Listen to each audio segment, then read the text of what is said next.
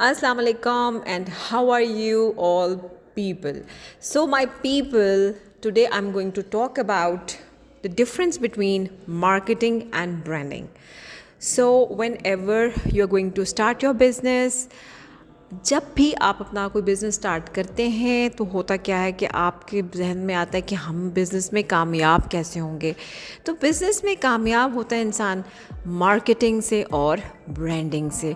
तो जब हम पूछते हैं किसी से कि अच्छा जी ये मार्केटिंग क्या है और ये ब्रांडिंग क्या है, तो मिक्स से जवाब आते हैं और ज़्यादातर जवाब जो है वो ये होता है कि या तो एडवर्टाइजिंग है या सेल्स है या जिंगल्स हैं, टीवी है। इस किस्म के हमें आंसर सुनने में मिल रहे होते हैं, न्यूज़पेपर है, एड्स हैं।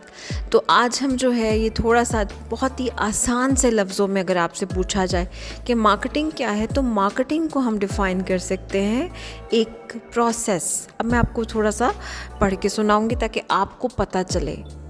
अब मैं आपको बताऊंगी कि मार्केटिंग क्या है। Marketing can be defined as the process by which companies create value for customers and build strong customer relationships to capture value from customers in return. Very easy. यानी कि मार्केटिंग जो है वो हम एक ऐसा प्रोसेस है, ठीक है, एक ऐसा सिलसिला है, प्रोसेस है कि जिसके थ्रू क्या होता है, कंपनीज क्रिएट करती हैं वैल्यू। ये वैल्यू क्या होती है, ठीक है, इस पे हम बाद में आते हैं। तो अभी ये कि वैल्यू क्रिएट की जाती है, वो एक कंज्यूमर के लिए भी हो सकती है, वो एक कस्टमर के लिए भी हो सकती है। तो कंज्यूमर और कस्टमर में क्या फ़र्क है? देखिए, हमेशा याद रखिए कि कंज्यूमर वो होता है जो प्रोडक्ट या सर्विस वो ख़ुद इस्तेमाल कर रहा है, ठीक है। जैसे फॉर एग्ज़ाम्पल आपने एक पेन लिया, अपने लिए लिया है, लिखने के लिए लिया है, तो आप कंज्यूमर हैं। लेकिन अगर आप पेरेंट हैं, भाई हैं, बहन हैं और आपने वो पेन अपने छोटे बहन भाई के लिए लिया है, बच्चों के लिए लिया है, तो आप एक कस्टमर हैं। तो क्या है कि कंपनीज जो हैं, कोई भी कंपनी हो सकती है, वो एक वैल्यू क्रिएट करती है, ठीक है। वैल्यू क्रिएशन एक बड़ा इंपॉर्टेंट कॉन्सेप्ट है मार्केटिंग का। तो वो वैल्यू क्रिएट करती है अपने कस्टमर्स के लिए और कंज्यूमर्स के लिए। और इसके अलावा और क्या है मार्केटिंग के इस प्रोसेस में? मार्केटिंग के इस प्रोसेस में स्ट्रॉन्ग रिलेशनशिप बिल्ड किया जाता है। अब स्ट्रॉन्ग रिलेशनशिप बिल्ड किससे किया जाता है? कस्टमर से। वो कस्टमर जो एक इंडिविजुअल है, मैं, आप, ठीक है, या कंपनी से, ठीक है, बिजनेस टू बिजनेस जिसे हम कहते हैं। तो एक आपका स्ट्रॉन्ग रिलेशनशिप क्रिएट किया जाता है। क्यों क्रिएट किया जाता है? क्योंकि ताकि जो वैल्यू आपने पहले अपने कंज्यूमर के लिए, कस्टमर के लिए, बिज़नेस टू बिज़नेस कस्टमर के लिए, इंडिविजुअल कस्टमर के लिए क्रिएट की थी ना, वो अब उसमें से कुछ आपको भी वापस रिटर्न हो।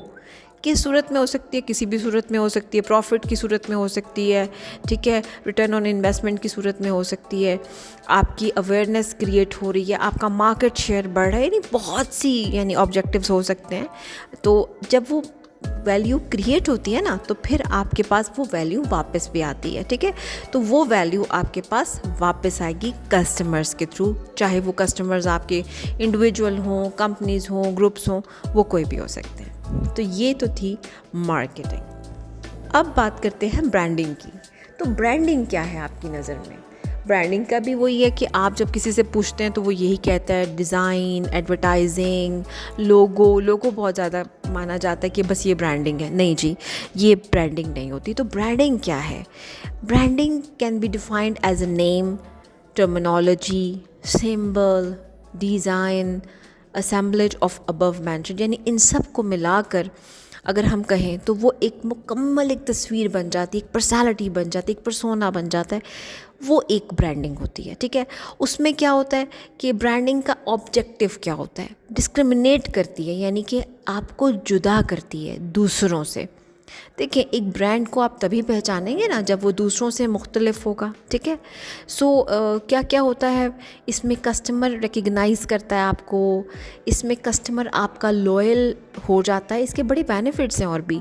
क्रेडिबिलिटी, देखिए आप किसी भी बड़े ब्रांड का नाम, एप्पल का नाम ले लीजिए, तो एक क्रेडिबिलिटी आ जाती है ना कि एप्पल अगर है तो वो बिल्कुल सही से काम करेगा, सही है। तो इसके अलावा कॉन्फिडेंस है, आपको कॉन्फिडेंस देता है। अगर आप ब्रांडेड चीज़ें पहनते हैं तो आप क्यों पहनते, क्यों लेते हैं? बिकॉज वो आपकी पर्सनैलिटी को बताते हैं कि ओके दिस इज़ मी, ये एक मेरी पर्सनालिटी का हिस्सा है, मैं ऐसा हूँ, मैं ऐसी चीज़ें पसंद करता हूँ। तो एक आपको एक कॉन्फिडेंस मिलता है, कंसिस्टेंसी होती है ब्रांडिंग में। इसके अलावा जो अट्रैक्ट करता है ये टैलेंट, देखिए अगर कोई ऑर्गेनाइजेशंस हैं, आप किसी भी ऑर्गेनाइजेशन का नाम ले सकते हैं, तो कोई भी मल्टीनेशनल, उसमें क्या होता है, उसमें जब आपको पता चलता है कि ये XYZ कंपनी है, तो क्या होता है, आप अट्रैक्ट होते हैं, आप कहते हैं नहीं यार मुझे इधर जाना है, यहाँ पे मुझे काम करना है, ताकि मुझे पता है कि एक ब्रांड है और इसके साथ मेरा करियर भी बेहतर होगा। और फिर क्या है कि आप एक कम्युनिटी क्रिएट करते हैं, तो कम्युनिटी क्रिएट करना बहुत बड़ी बात होती है, ठीक है। तो और फिर ब्रांड इक्विटी, वो वैल्यू है जो आपने क्रिएट की थी ब्रांड के लिए, ठीक है। सो ये सब चीज़ें मिला के ब्रांड को बनाते हैं। तो अलगर्ज सिंपल से अल्फाज में क्या है, एक इमेज है, इमेज क्रिएशन है ब्रांडिंग सारी, और ये बड़ा लॉन्ग टर्म सा प्रोसेस होता है। तो ये था हमारा मेन डिफरेंस, मार्केटिंग और ब्रांडिंग। और अब आपको पता चल गया होगा कि इन दोनों में क्या फ़र्क है। चलें जी, इसके साथ ही मैं नेक्स्ट टाइम आपसे मिलती हूँ एक नए दिलचस्प टॉपिक के साथ। तब तक के लिए आपने क्या करना है, आपने सब्सक्राइब करना है, बेल आइकन को हिट कीजिए ताकि मेरी हर वीडियो आपको फटाफट से मिल जाए। कमेंट करना तो बिल्कुल नहीं भूलना, इससे मुझे पता चलता है कि कौन मेरी वीडियोस देख रहा है और कौन बस याद कर रहा है। Thank you, take care.